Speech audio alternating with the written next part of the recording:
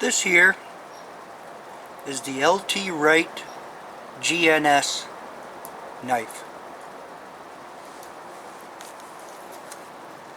The sheath,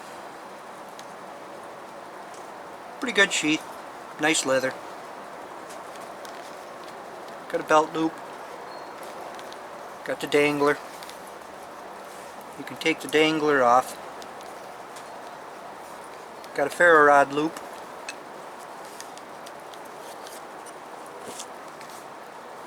I wrapped mine with some number 18 bank line and Ranger band, or just a cut up piece of bicycle inner tube. That's what I use. Paired it with this ferro rod. It's a handmade ferro rod. I put the little bungee strap on. I ordered this through a vendor in the Bushcraft USA forum. It's a good ferro rod. It's softer than some of the other ones I have. Softer is easier to scrape and easier to shower sparks, but I have read that the harder they are, the hotter the sparks. And of course they'd last longer, but these things will give you thousands upon thousands upon thousands of strikes. And if you get a fire after 3 strikes, or if you get flame after 3 strikes and can build it into a sustainable fire, that's thousands and thousands of fires. I carry this upside down in a ferro rod loop because, as you can see, this is just epoxied. There's no pin. So eventually it will loosen up and this could fall out. If I had this way, that could just fall out and then the handle fall off and I'm out of ferro rod. So I choose to put it this way, where even if this comes loose, it's carried like this on my belt. This isn't going to fall off because of the shock cord, and this can't fall out because it's upside down.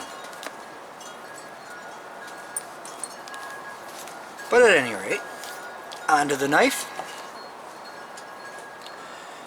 GNS stands for Go No Show. This is a saber grind with a secondary convex grind that I modified. I modified it because the shoulders were too steep, so I took them down a bit so it whittles better for me, because that's 99.99% of the time that's what I'm doing, is just this, making cuts on wood. I do have other knives that are set up for hunting, and those are not that shallow of a shoulder. They're more robust with a thinner edge, or thinner sharp part, shorter I guess, because if I come into contact with bone when I'm skinning an animal or something, there's less of a chance of me rolling that edge. Here's the edge.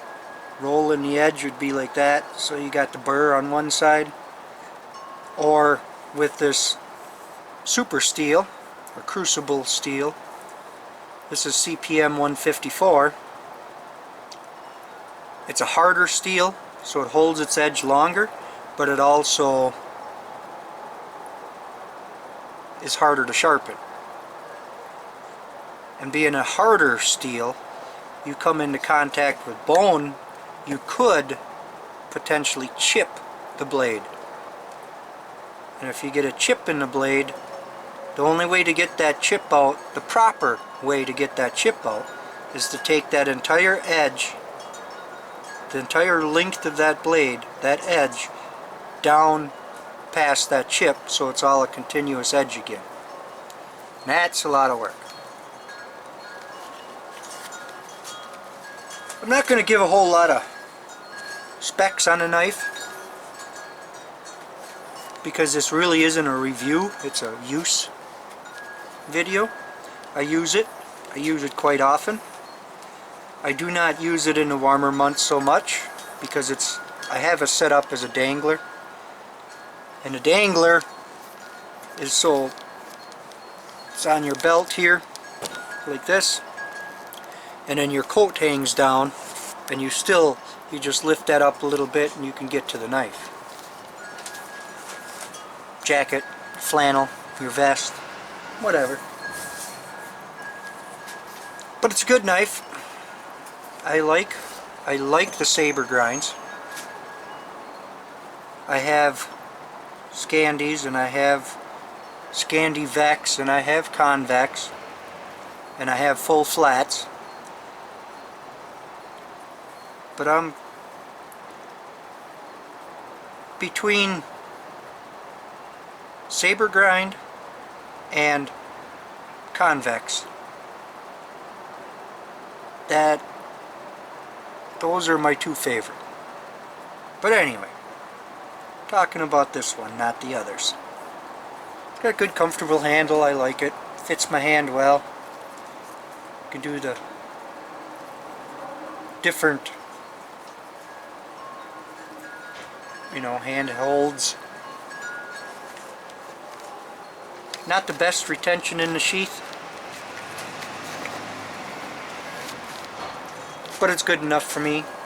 I can always wet it down again and then wet form it. This is more of a stainless type of steel than, say, 1095 or high carbon steel that will rust more readily than this will. It comes with a sharpened spine for striking ferro rods or scraping fluff if you want.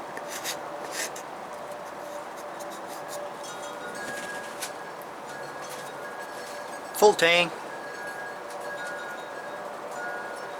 Not the cheapest knife in the book, but quality. Nothing fancy about it. That's why it's GNS, go no show. But that's a quick little product use video of my LT Wright GNS. Hope you enjoyed it. You can go right to the LT Wright website and look up the specifications if you're so inclined to do so. And you can even order yourself one if you're so inclined to do so.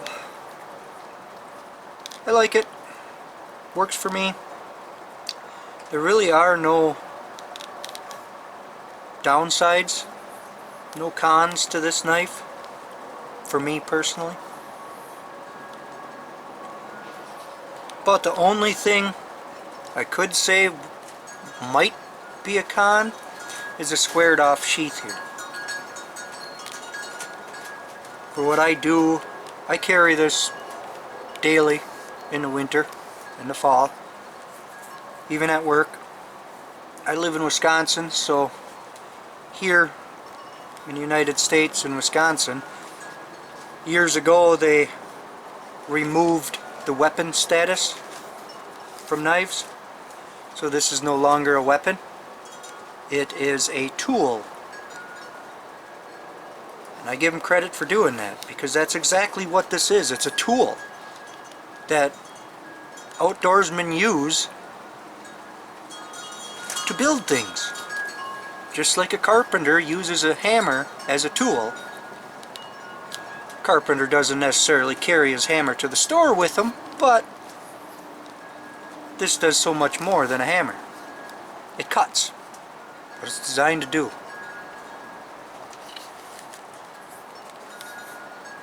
So therefore I carry it daily. Amongst other knives, I switch them out occasionally. But right now, this is what you see on my belt when I'm doing the videos. And again, that's the LT Wright GNS. Thanks for watching. Stay tuned for more.